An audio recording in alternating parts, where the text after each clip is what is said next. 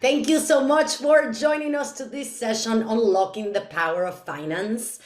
Please note again that closed captioning is available and can be enabled at the bottom of your Zoom screen. Again, my name is Sara Lomelin. I'm the CEO of Philanthropy Together. I am a Latina, originally from Mexico City, hence the accent that I have. I am wearing my Wave Summit t-shirt that has, it's a bright blue t-shirt with the word philanthropist in different languages. And I have a very bright red and colorful background behind me. Thank you so much for joining us today.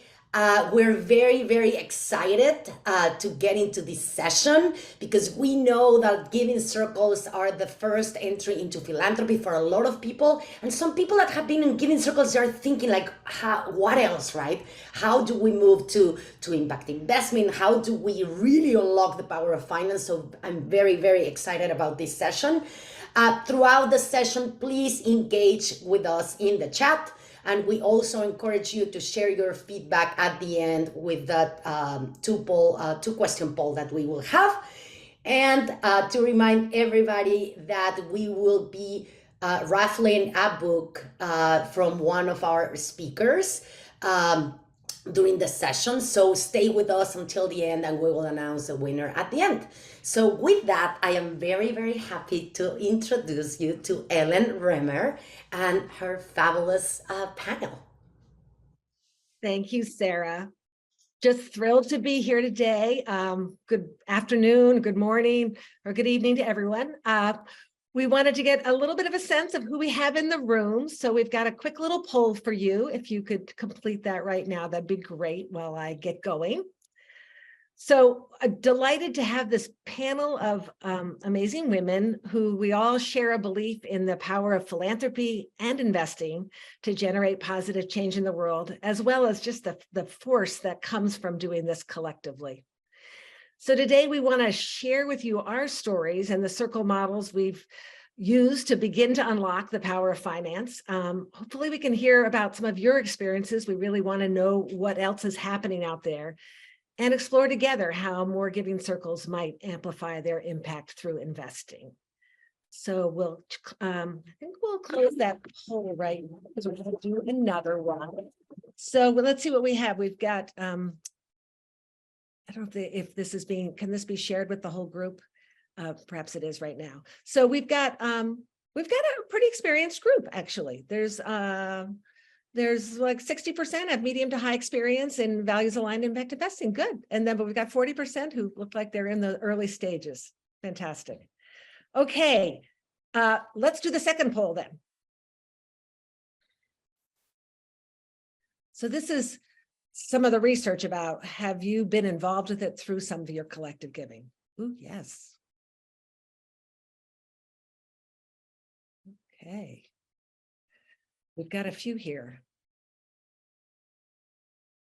All right, well, this is exciting. We'll continue with this, but it's lovely to see that there's 5 who actually have.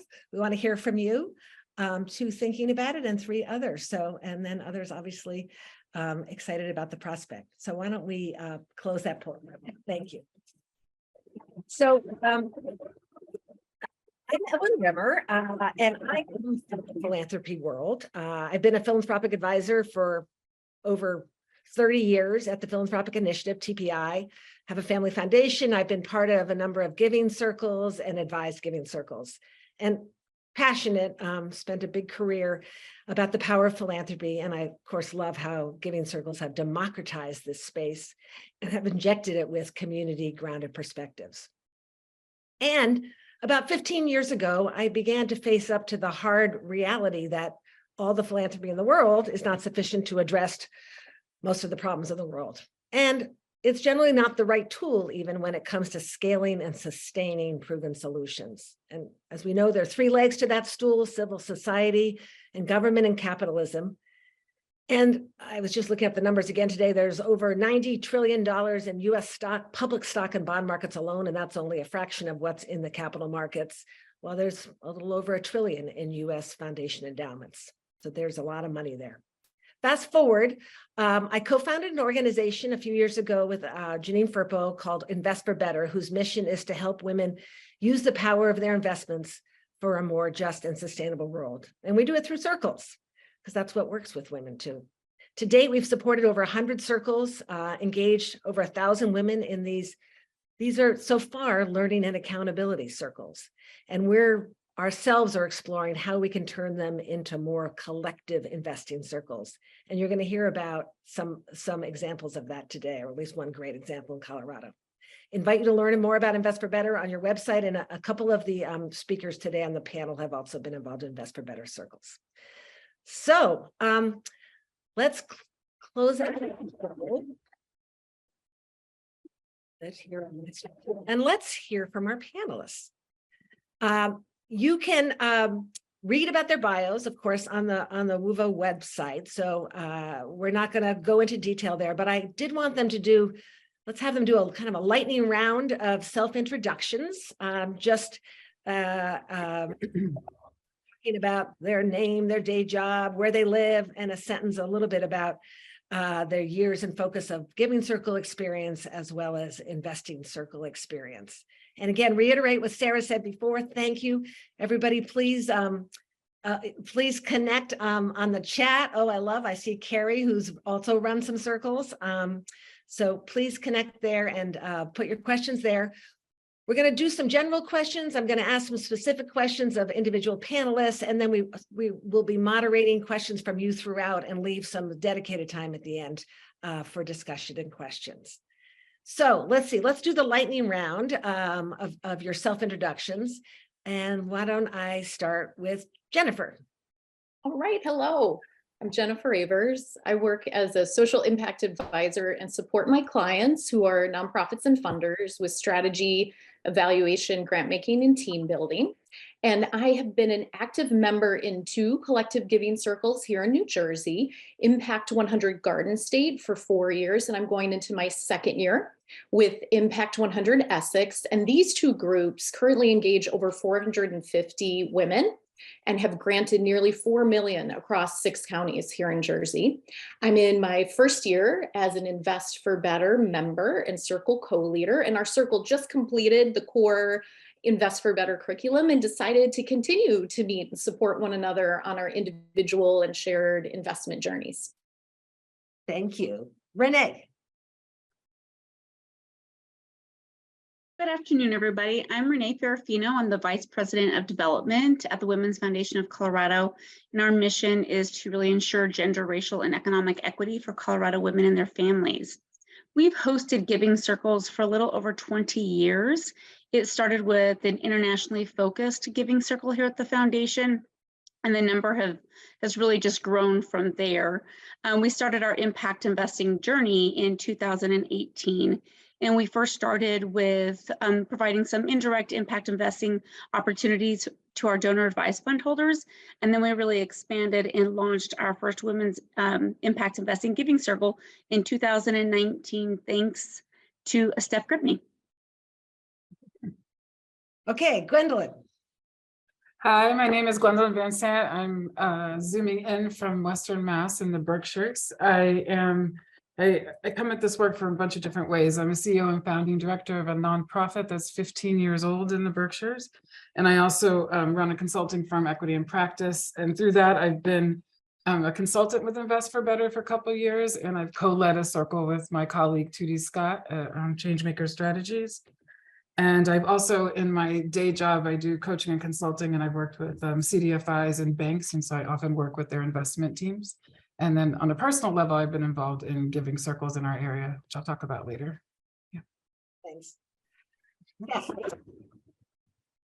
Hey, it's great to be with you. Thank you, Ellen, for organizing this session. I am coming as a pair today with Renee with the Women's Foundation of Colorado. My name's Dr. Stephanie Gripne, and I spun my university academic center outside of University of Colorado to really focus on investor education. So we do one-on-one training, but we also do small group training, which we call learning circles. And then we do, and we were so grateful to partner with the Women's Foundation of Colorado, the first, to our knowledge, women's impact investing giving circle in partnership with the community foundation.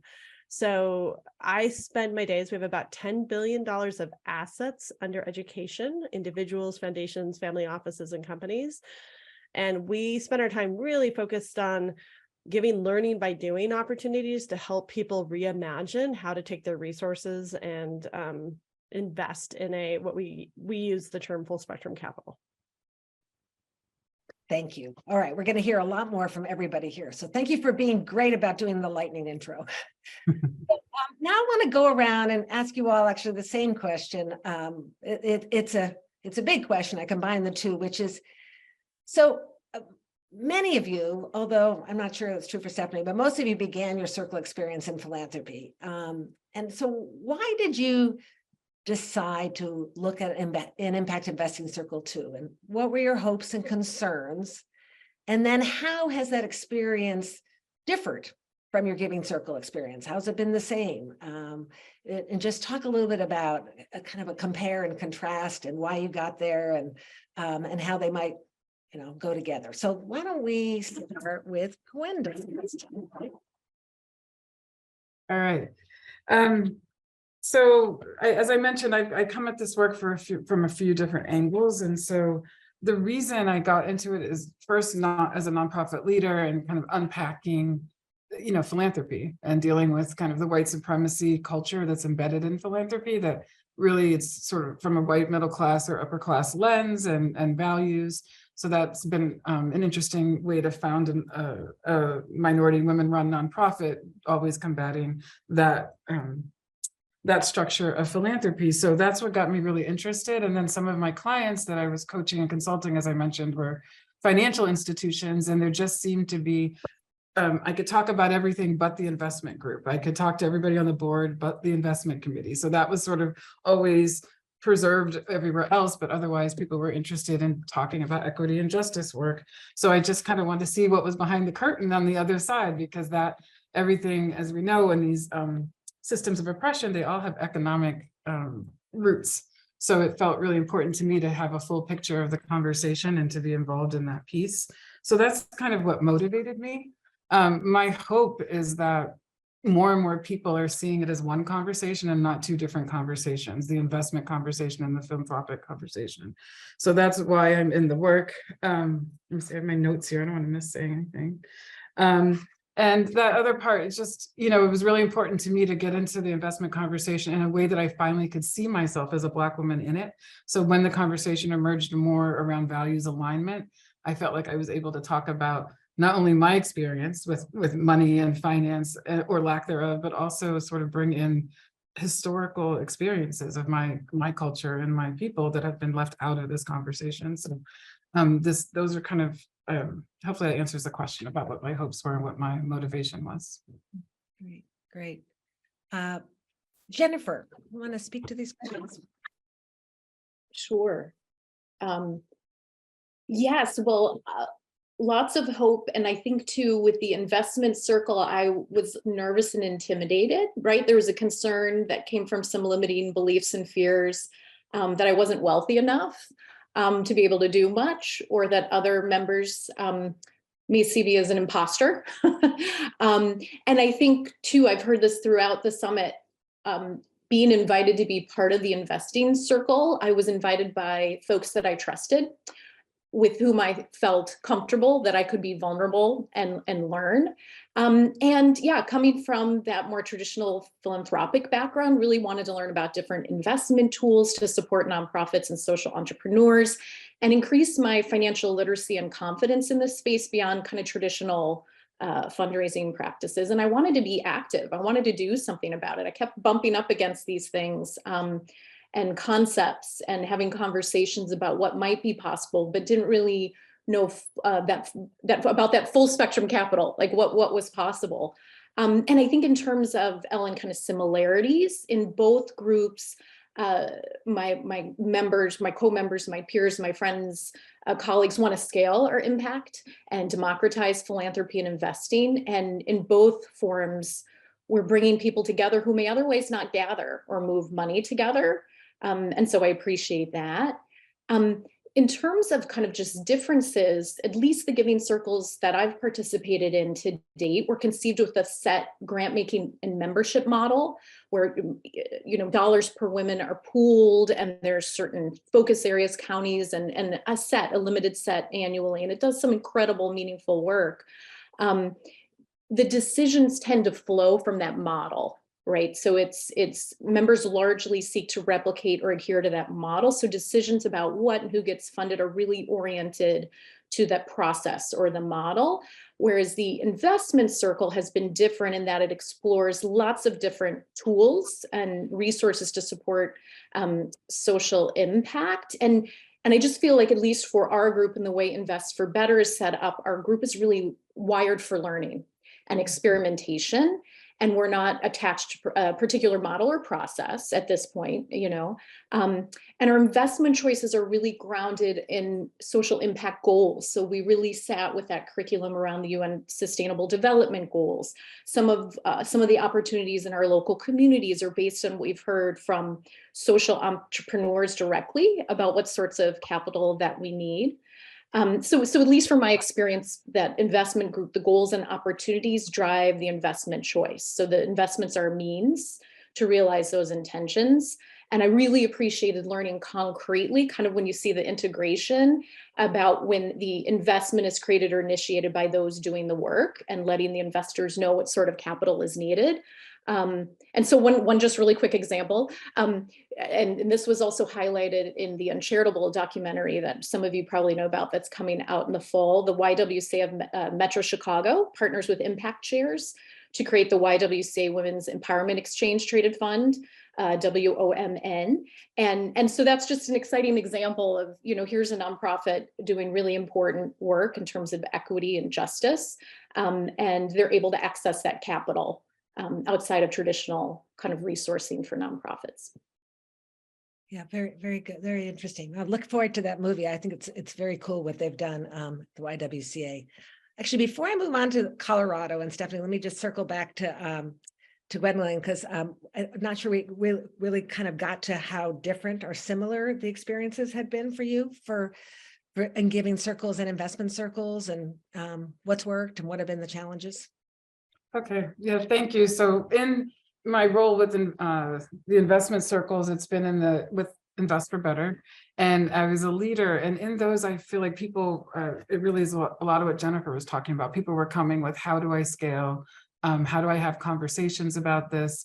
Janine's book was our shared resource, and people found that really helpful. So I felt like people were coming with a lot of questions, needing to have community, really looking again how to scale.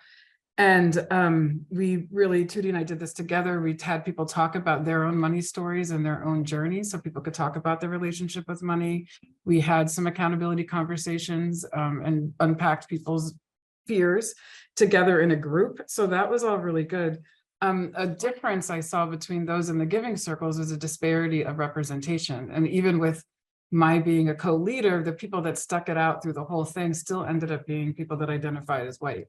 I did in the beginning engage more women of color, and with Invest for Better, we made some concerted effort to talk to people about what was working and not working for them if they were women of color.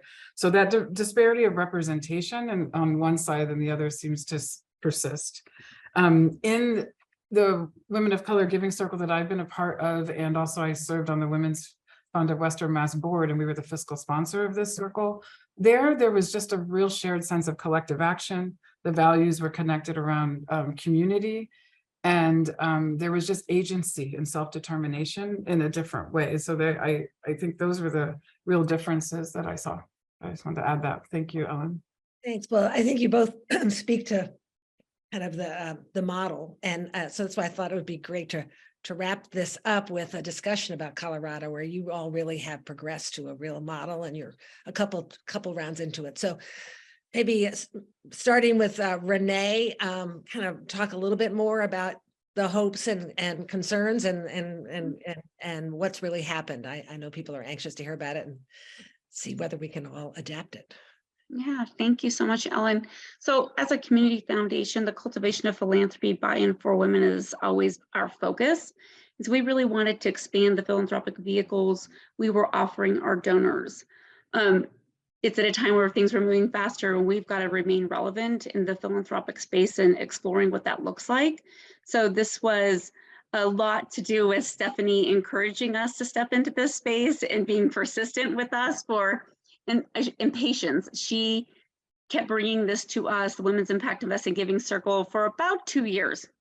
And then we finally bit.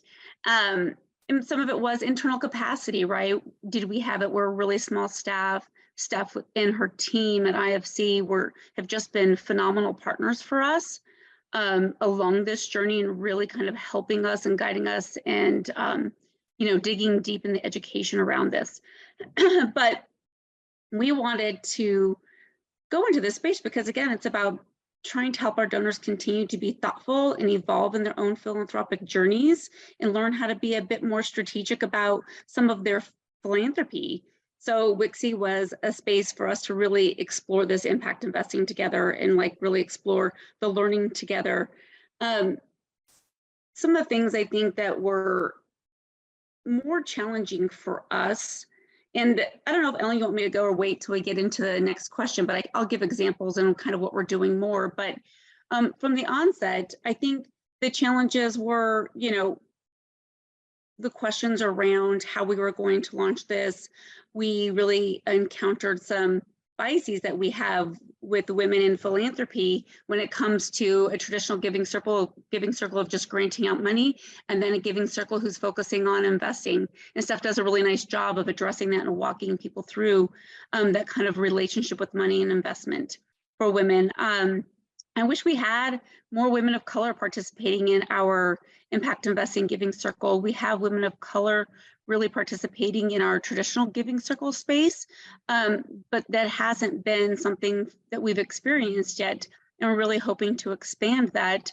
And then for us, I think some of the biggest hopes for us was as a foundation focused on Colorado women and their families, we do a great job of supporting Colorado women through direct service grant making and public policy and philanthropy.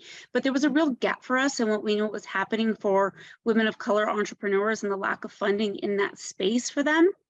And so this was a way for us to step in to that space and be really intentional in creating some impact investment opportunities that supported specifically women of color and bringing that learning along with us. So I'll hold off from there before I start going into all the details and kind of, some of the successes and results we've seen from there. Great, thank you. Mm-hmm.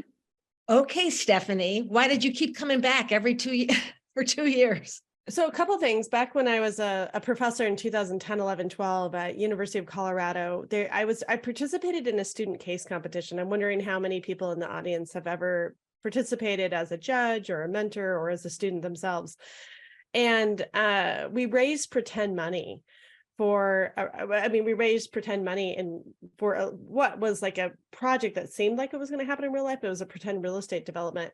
And I remember going back, we raised $5.5 million of 3.5% money. And I went back to REI Foundation or REI, and I said, thank you for investing in this pretend project to support students. And they said, oh, no, we owe you the thank you. I'm like, what do you mean? And they said, we've been talking at our boards for so long, and we brought in experts and we brought in papers.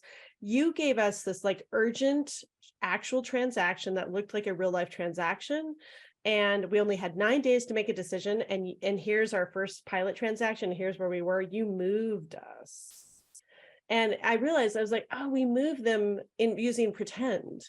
But we mimicked real life. And I was like, oh, people, when you're structurally doing new things, need to have a learning by doing and a safe experience. So we use a baseball analogy, which is, we need to someday come at me with a different one. I would love a different one. But we say all of us here are major league when it comes to intelligence, major league when it comes to our mission and alignment of what we want to do. And most of us have access to some resources, but writing a first check to something, we're not major league. We're not even AAA or AA or single A. We're not even Babe Ruth. We're that T-ball with experience. And so for me, I came about this from adult learning. And the question was, I'm trying to activate new investors, and I can definitely do it one-on-one. I can definitely do it small group. But the question was, can we do it in a large group setting? And so it's not just about supporting the entrepreneur, the social ventures, the nonprofits, for-profits, projects, small businesses, startups, and funds led by and benefiting binary folks in Colorado. For us, we're using it as an exec ed class. We want people to learn a semester-long class and also learn by doing and write that first check in a T-ball, low, safe piece of it. So we created the idea, and we shopped around to 40 community foundations. I won't lie, 40 over 2 years. And thankfully, Renee was the first one to say yes, and her amazing team at the Women's Foundation of Colorado. All right, we're just going to stay on Colorado for just another quick question, which is, I think people are probably curious, how does it work? So Renee, maybe you can describe how it works and whether there's an example of success. Mhm. Absolutely. There have been so many successes. First off, how it works is it is set up, this Women's Impact Investing Giving Circle, the acronym is WIGSI. That's how we refer to it. But it's set up as a donor advised fund, and it serves as that entree point and an accessible entree point into impact investing for our donors to really explore what that looks like. So each member signs up and donates $2,000 that goes into this pooled fund. And over the course of probably 8 to 9 months, we go through all of the governance. We set them up with their own governing body. What is that going to look like? What are their funding priorities going to be? Staff partners with us to talk about, what does the landscape look like right now? What are the needs? We go through bias training, due diligence, financial statements, all of the things that you're looking at when you're making some impact investments, but they're doing it together as a group and really learning and asking the questions. In the meantime, staff, who is connected to everybody, does a call for social ventures, and we created a very accessible application. After we receive the first set of applications, we narrow it down based off of the priorities that the Giving Circle wants to fund and focus on and invest in. After that, we ask them to fill out, to those that have been narrowed down, we ask them to fill out the second part of the application. And when those applications come back, after we've gone through all of the training for due diligence and financials, understanding and bias trainings, we put everybody in groups and they do the due diligence together, and then they rank, and we come back and we discuss and we elevate those social ventures that we want to invest in. We invite usually 4 to 5 to come in and pitch. And then after that, they make their decisions on either the first cohort, they invested in 2 businesses, the second cohort invested in 3 businesses, and we just launched our third cohort, which will start May 23rd.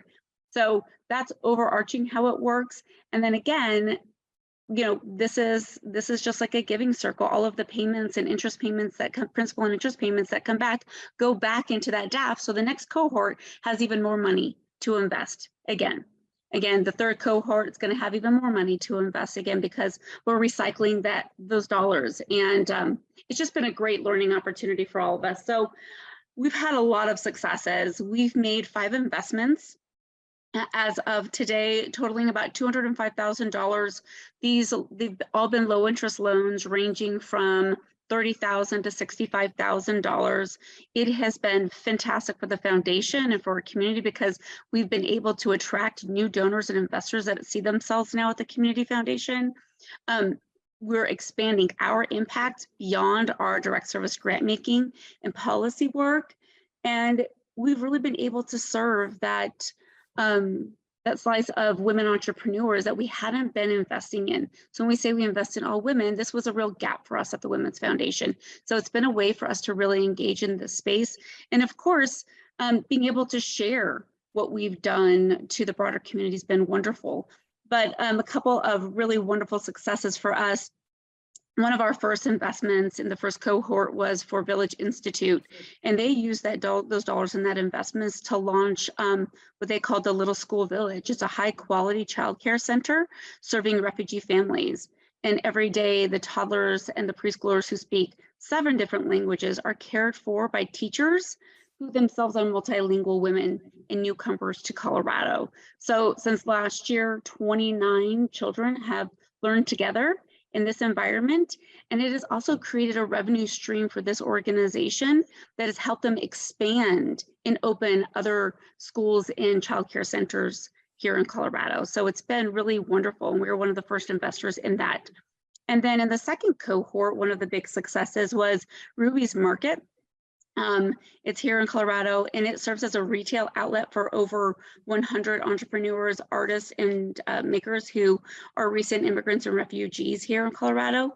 And one of the things they did during the pandemic was they took that money and they purchased a commercial freezer, and they stocked their shelves. So they were able to really stock their shelves with wholesale goods. But the freezer was really wonderful because it helped the entrepreneurs expand their product lines and increase their revenues for all of the women who work in Ruby's Market. And we saw so many businesses shutting down during COVID. Ruby's Market didn't, and they're just gaining more steam and more momentum in this space. So that's been really wonderful to be able to serve the broader community like that. So those are just like a couple of stories. There are so many more I can share, but I also want to say that one of the other big successes of this Impact Investing Giving Circle was to be able to provide women entrepreneurs a space where they can show up authentically as themselves.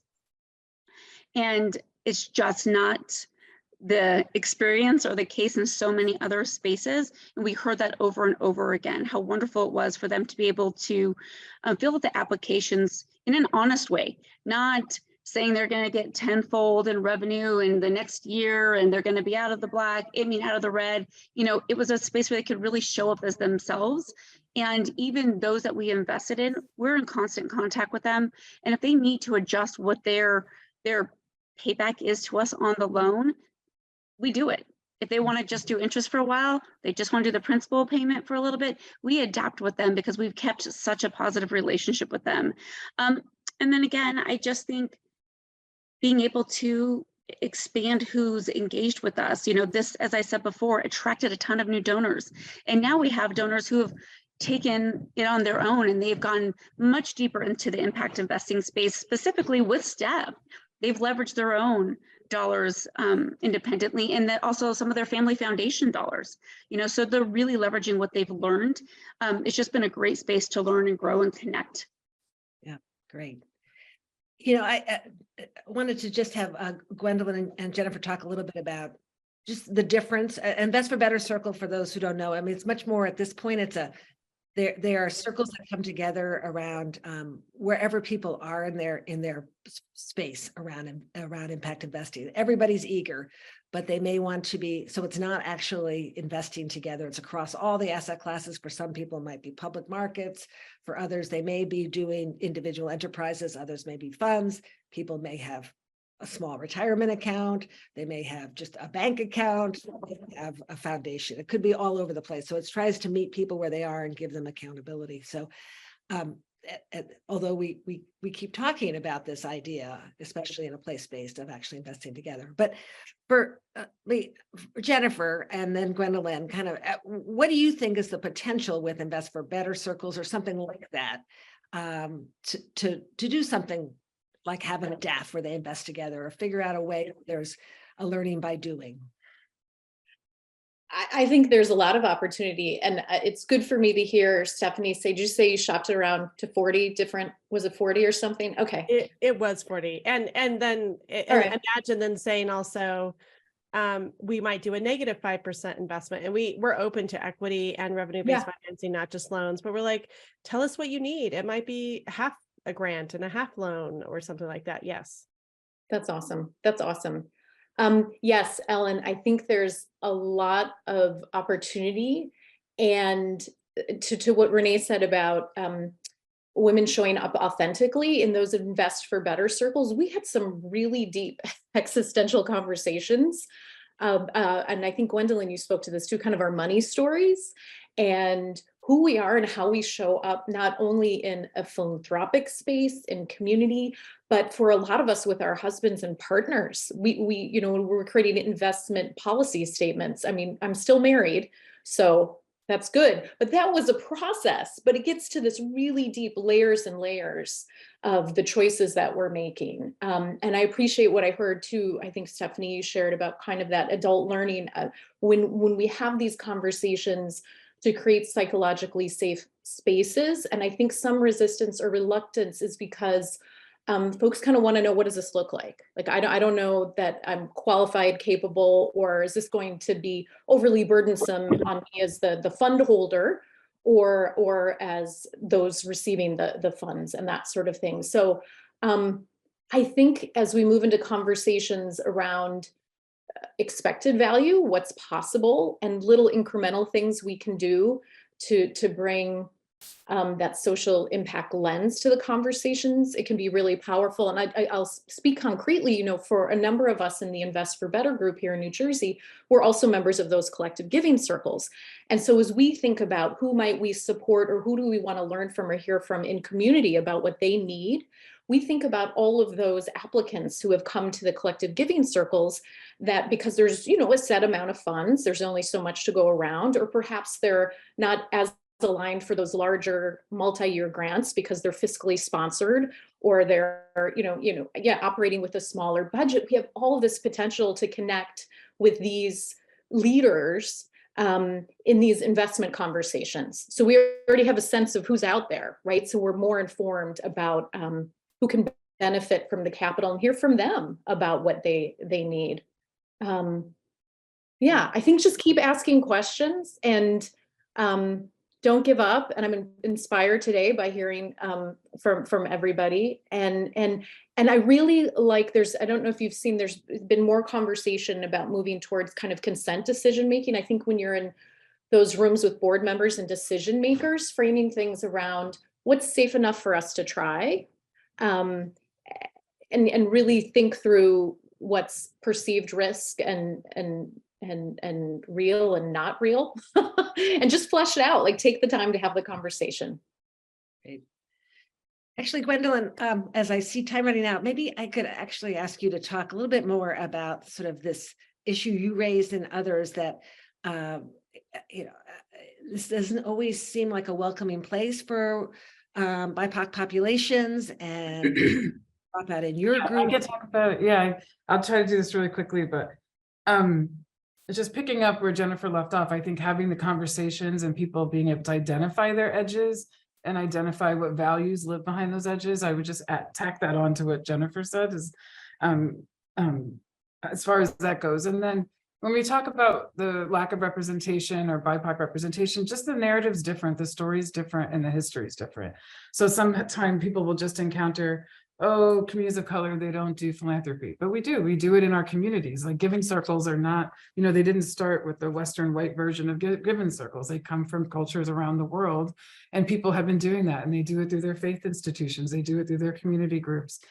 They do it through their sororities, whatever the places are where they've felt welcome and they've had community, that's where people do that work. So it hasn't necessarily been through the visible philanthropic, machine that operates. So I think that's something for people to think about. And then, and for me, I avoided this conversation. I mean, my husband's white, many people that know me know that. And I just didn't want to talk about investments and money. It is not a story that my family came with. And I just needed to have the space to unpack all that has been done to African Americans in this country for the sake of money, for the sake of capitalism. And for me to join this conversation, I needed a space to be able to talk that through, to share language people around me. So as a consultant, if I'm working at a bank, we read The Color of Money. We read Marsha Baradaron's book together, so they understand what has happened to the Black communities through the finance system and why people don't trust it, and how we've been written out of the story, and how our communities have been destroyed over and over again. And so that for me is something that's important, and it's going to be important for any mixed group of people, ethnic wise and race wise, is to be able to have those conversations and create space. And then I know I have so much more to say about all this, but one of the models that we talked about, Ellen, when we were prepping, is that in my Berkshire community, are some of the donors of my nonprofit organization were asking the question, how can we help? We really want to have impact. So white women with family deaths and money. And part of it was speaking to our community foundation about how they were doing their work. So with some support from some of my nonprofit's donors, speaking to the leader of the Community Foundation, who is also a client of mine, we started a 2.5-year process of creating something called the Equity Initiative, where I researched within leaders of color in our region, the 4 counties, what would look different if our Community Foundation was really responding to community of color needs. And so basically, the long story short, we've started a new fund that's run by leaders of color that is to serve organizations of color, with the hope that what we learn in this process, it will influence all of what happens in this Community Foundation. But at first, having a space where people that understand the needs of the community can speak to the community and serve the community and develop grant processes and develop models that work for those communities. And I'm excited to say our foundation is 90 years old, and it's the largest investment from the board that's ever happened. It started with 300,000, and then Tootie, who's in the audience cheering me on, as you can see, I brought her in with her history in philanthropy, and we run an anti-racism donor, which is one of the must-haves for our BIPOC community, right? We don't want to start this initiative if the people that are donating don't have a race and equity analysis. So Tootie and I did a 12-hour training, and it's really made the difference. So people are fully invested. We've had a WE summit where the steering committee of leaders of color and the graduates of our anti-racism donor circle, which you never graduate, we're continuing the conversation, but they come together and we talked about the edges around what do we do with this 400,000 to start? So there's like the trained endowment brain of what I call the white philanthropic brain. And then there's the urgency of, communities of need that have been suffering through the pandemic that, haven't benefited yet from our 2.5 years of work. So how do we balance that? And I feel like that conversation that was so rich, where everybody sort of was stripped down, all of us being able to have the Community Foundation's projections and talking it through together was really, really important. So that those asking questions and developing relationship, creating a community where everybody's involved and can take those risks and be vulnerable is really important. And it just takes time. I mean, it takes time and intention and effort, and everybody being willing to be, I think what Jennifer was speaking to, uncomfortable, and understanding discomfort and safety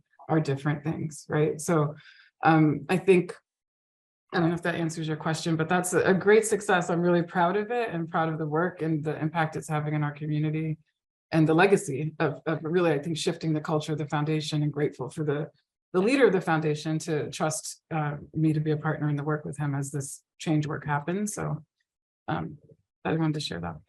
Thank you. Thank you. Gwendolyn's helping us think about how we can really create a space that is more comfortable for everybody too. So, we only have a few more minutes left, but I want Stephanie because Stephanie's, for those who don't know, been a big pioneer in this field, done all kinds of things. And maybe you could talk a little bit about your vision of success for inspiring more collective giving, especially around women, collective investing, impact investing. And then I hope some people have some questions. Fantastic. I would say the way I look at one, I think community foundations, if you look at capital, we call it capital stewards versus asset owners. You have individuals, foundations, family offices, companies in my bucket. There's also some others like life insurance companies and pension funds. But when I think of the root system of civil society, community foundations become very key, right? Because there's over 800. And then of those 800 community foundations, I think of it as a tree with this incredible root system of civil society where people on both sides of the aisle who have a heart come to show up. And I think that in my dream of dreams, every single civil society org, from a community foundation to a Rotary Club to a Chamber of Commerce to any United Way, they're all doing impact investing giving circles. That is how we are, and you can frame it as the best of Wall Street comes to Main Street, where we're essentially, and they're really investor accelerators. When I'm talking to a donor, I say it's an impact investing giving circle. When I talk to somebody from technology or business, I say it's an investor accelerator. So my dream is to do that at half of the community foundations, chambers, rotaries, et cetera, that we can actually do that to make that come up. And that here's the good news is our impact investing giving circle in Colorado has when we say who needs money, we get less than 1%. But the total number of investments that we're getting, projects, nonprofits, small businesses, startups, funds, co-ops, et cetera, are 110 to 120 applications for a total need of $80 million.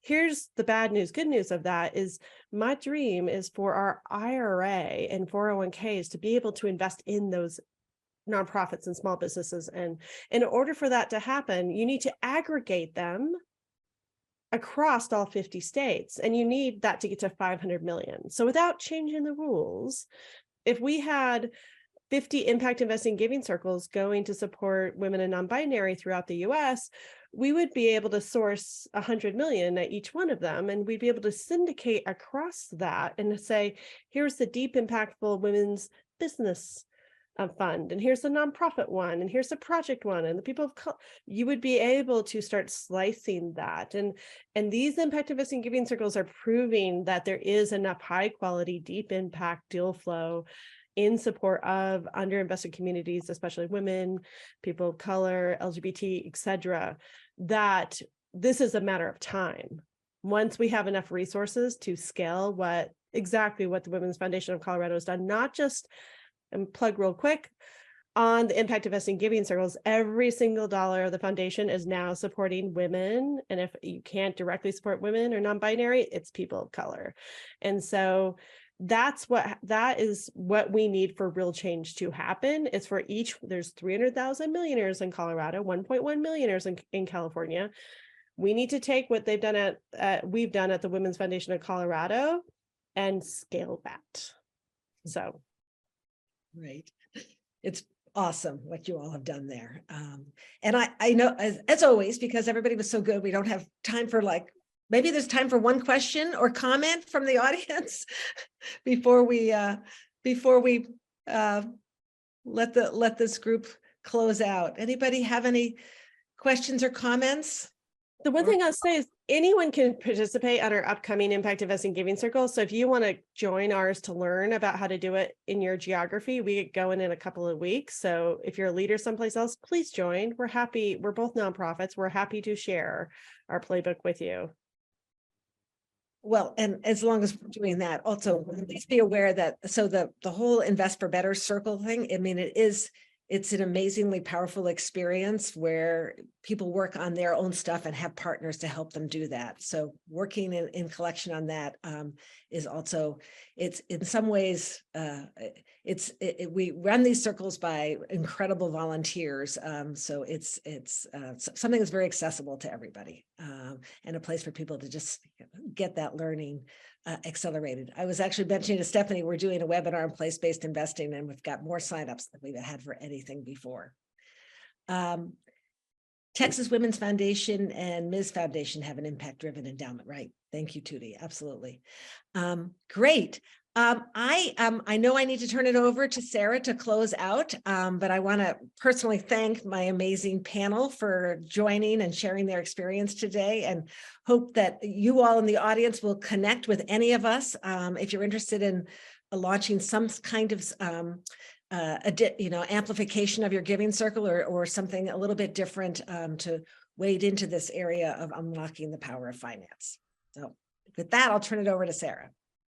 Thank you so much, Ellen. Thank you so much, Gwendolyn, Jennifer, Stephanie, Renee. Thank you, thank you, thank you. Oh my God, I'm already, my brain is already thinking the potential, right? Like Stephanie, when you said the Rotary clubs, yeah, there's so many places where people are already getting together, right? How can we unlock all this capital for good? And yes, I encourage everybody to connect with Invest for Better. I'm also connected with them, and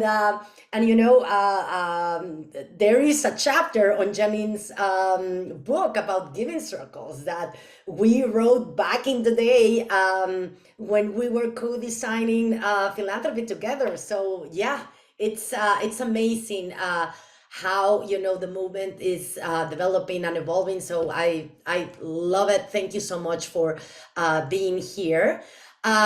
Okay, so the winner of our raffle right now is Deja Bond. So Deja, our staff will be in contact with you so you can pick your book.